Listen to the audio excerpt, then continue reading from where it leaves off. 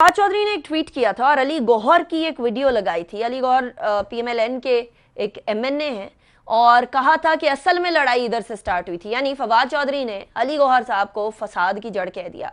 अली साहब, फसाद आपसे शुरू हुआ ये कहा जा रहा है पार्लियामेंट में। What was that? एक्चुअली वो फसाद चौधरी हैं, फवाद चौधरी नहीं है।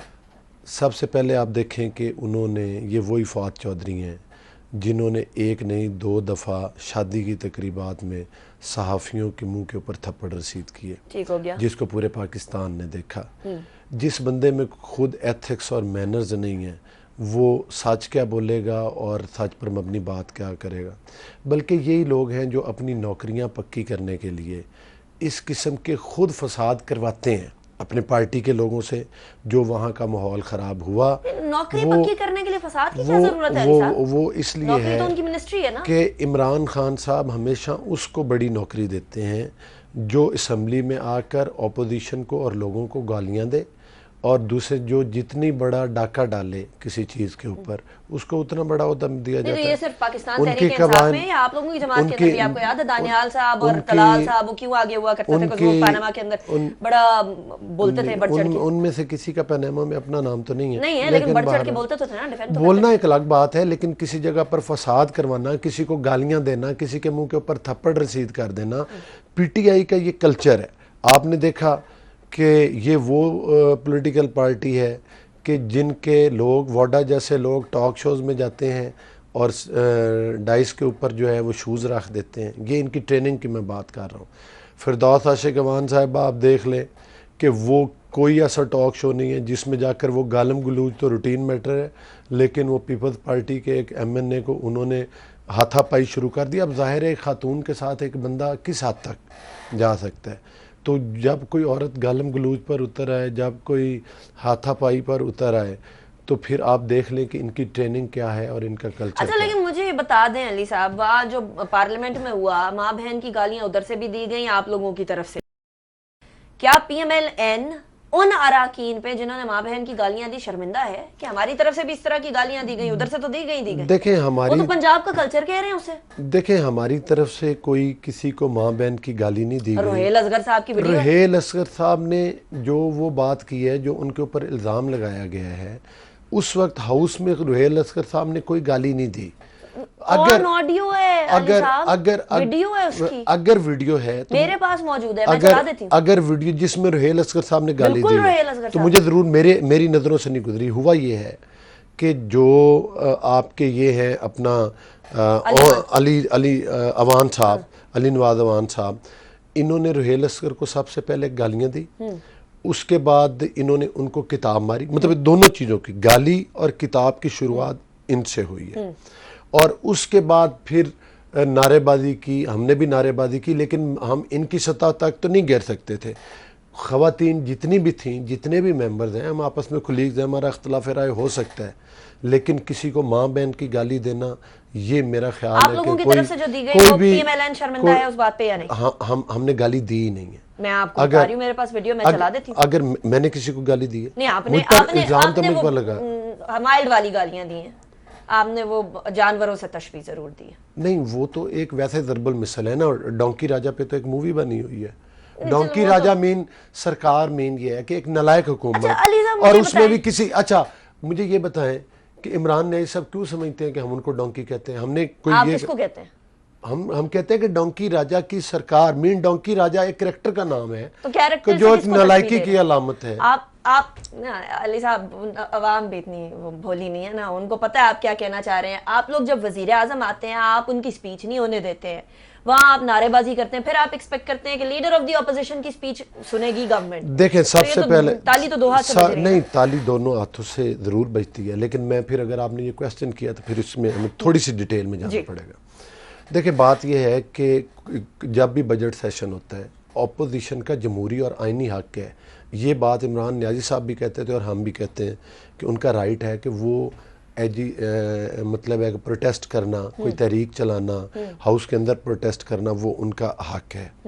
हुकूमत फहम फरासत से काम लेकर हमेशा उस सिस्टम को कूल डाउन करती है, चूँकि उन्होंने हाउस चलाना होता है, लेजिस्लेशन करनी होती है, लेकिन इधर उलट काम है। इधर इनको ट्रेनिंग ये दी जाती है। आप अंदाज़ा करें कि काबीना की मीटिंग में जो है डेली, उसके बाद इमरान न्याजी साहब जो हैं वो अपने वो मखसूस तर्जमानों को, किराए के तर्जमानों को बुलाते हैं और उनके साथ ये बात करते हैं कि आज बताओ कि आज तुमने किसने ज़्यादा गालियां दी।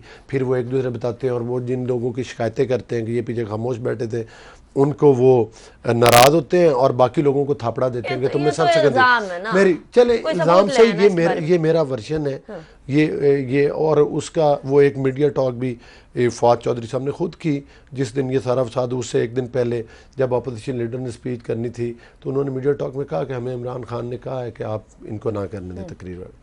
बात यह है कि जिस दिन वज़ीर ख़ज़ाना की तकरीर, जिस पॉइंट पर मैं आना चाहता हूँ, जिस दिन वज़ीर ख़ज़ाना की स्पीच हुई और इमरान न्याजी साहब उधर तशरीफ़ फरमा थे, कोई हमारा पार्लियामेंटेरियन वज़ीर ख़ज़ाना के करीब गया हो, कोई हमारा पार्लियामेंटेरियन इमरान खान के करीब गया हो कि उनको ज़रूरत महसूस हो कि उनके इर्द गिर्द को 5 या 4 बंदे प्रोटेक्शन के लिए खड़े कर दें कि कोई अपोजिशन का बंदा मिसबिहेव ना कर दे, कोई चीज़ ना फेंक दे। दैट मीन कि हम अपनी सीट्स के ऊपर खड़े होकर प्रोटेस्ट कर रहे थे। आप पूरी वीडियो निकाल लें, वज़ीर जो हमारे फाइनेंस मिनिस्टर हैं उनके शौकत तरीन, हमने जो हमारी ख़वातीन, चूँकि उस वक्त कैमरा वो हमारे प्रोटेस्ट पर जो हमने बिल बोर्ड पकड़े हुए थे उन पर वो नहीं पढ़ने दी, पोस्टर पर नहीं पढ़ने दिया जा रहा था। हमारी ख़वातीन एंड पे जाके, चूँकि कैमरा फोकस था फाइनेंस मिनिस्टर पर, तो वो जो उनके पीछे, मतलब है कि फर्स्ट रो में फाइनेंस मिनिस्टर खड़े, आखिरी रो से पीछे हमारी ख़वातीन खड़ी हुई, उनकी वीडियो वायरल हुई जिस तरह से पीटीआई की ख़वातीन ने उनके पोस्टर्स फाड़े। ये कोई तरीका नहीं। लेकिन मैं ये कहता हूँ कि वो तो सीन गुजर गया।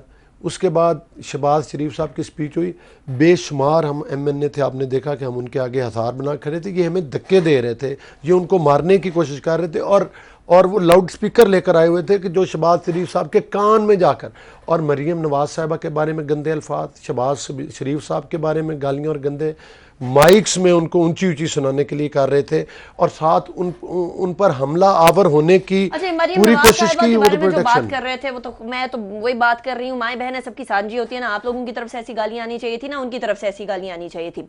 बट अब तो आज तो बड़े तहम्मुल से सारी चीजें गुजरी। आज तो लग रहा था जैसे कभी कोई लड़ाई हुई नहीं, पिछले 3 दिन सारे मेमोरी से इरेज हो गए।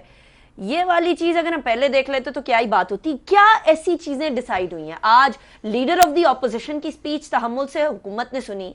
क्या कॉन्ट्रैक्ट, वर्बल कॉन्ट्रैक्ट के अंदर ये बात हुई है कि हम भी लीडर ऑफ द हाउस यानी इमरान खान साहब की जो स्पीच है वो तहम्मुल से सुनेंगे ऑपोजिशन की तरफ से? देखिए, मेरा पहली बात तो ये है कि मैं अभी सेशन से आ रहा हूँ, अचानक पता चला कि सेशन पहली बात तो ये है कि अगर ये प्रोटेस्ट करते रहें, ये गालम गलूच करते रहें, हमने एक दफ़ा भी नहीं कहा कि आप हाउस का इजलास, स्पीकर का काम है हाउस चलाए। इधर काबिल ज़िक्र बात यह है जो कि मैं आपके भी उससे करना चाहता हूँ कि स्पीकर का रवैया और डिप्टी स्पीकर का रवैया बायस्ड है। और कल आपने देखा वीडियो में कि वो इमरान न्याजी साहब से डिक्टेशन लेकर आ रहे थे, कल भी उनकी मीटिंग हुई, वो ताज़ा डिक्टेशन लेते हैं। उसके मुताबिक जिन लोगों को बैन किया गया, जिसमें मेरा नाम भी था, 6 लोगों को आपने और पूरे पाकिस्तान में देखा, अली अमीन गंडापुर, मुराद सईद और इनके वो अपना जो खवातीन मिनिस्टर हैं वो गालियां भी दे रही थी और वो किताबें भी मार रहे थे और जो उनसे हुल्लड़बाजी होती थी, लेकिन उन लोगों के नाम उस लिस्ट में नहीं आए जिनको बैन किया गया। फिर दूसरी बात यह कि आज हम उधर गए, जब हमें पता चला तो 2 दिन इन्होंने रोके रखी। शहबाज शरीफ साहब की स्पीच आज हुई। अगर ये पहले दिन देखें, जो फाइनेंस मिनिस्टर की स्पीच है उसको आप लीडर ऑफ ऑपोजिशन से कंपैरिजन नहीं कर सकते। आपकी बात ठीक है, अगर लीडर ऑफ ऑपोजिशन की स्पीच को आपने कंपैरिजन करना है तो प्राइम मिनिस्टर से कर सकते हैं। तो करने देंगे आप लोग, ठीक है। अगर देखें, ताली वही दोनों हाथों से बजती है। अगर ये तो किसी एक उससे 2 दिन पहले जिस तरीके से जिस तरीके के साथ डिप्टी स्पीकर ने बिल्डोज करके लेजिस्लेशन कराई और हमने तहरीके अदम एतमाद मूव की, अगर ये अच्छी रवायात डालें, अगर यही बात ये आकर ये शहबाज शरीफ साहब को स्पीच करने देते, ऑपोजिशन के पास आते, उनको अभी तो रब्ता करते हैं, उनको कहते हैं कि हमने शहबाज शरीफ साहब को स्पीच करने दी है अमन के साथ, तो लिहाजा आप भी प्राइम मिनिस्टर के लिए, तो यकीनन हम उस बात पर गौर करते हैं या नहीं करने देंगे। गुस्सा तो ऑपोजिशन में भरा हुआ है, दो दिन इन्होंने जो है वो अपना शहबाज शरीफ साहब की स्पीच पर पूरे मुल्क में हंगामा किया, हमें गालियां दी हैं। अभी मैं इस चीज़ की कमिटमेंट नहीं कर सकता कि हम प्रोटेस्ट नहीं करेंगे, लेकिन हम गालियां भी नहीं देंगे, हम इनकी सीट्स पर भी नहीं जाएंगे, हम वज़ीर आज़म के कानों में जाके माइक लगा के भी उसको गालियां नहीं देंगे। उस पर जिस तरह से इन्होंने हम पर हमले किए, हम इनके ऊपर हमला भी नहीं करेंगे। और हो सकता है अगर हमारी क़यादत ने डिसाइड किया कि भाई हम मतलब है कि उसमें प्रोटेस्ट भी इवन ना करें तो हम नहीं करेंगे। ये तो और उसका डिसीजन सिर्फ नून लीग का तो नहीं है ना, ये मुश्तरका अपोजिशन, ओवरऑल अपोजिशन का। अली साहब, thank you so much for joining me in the show.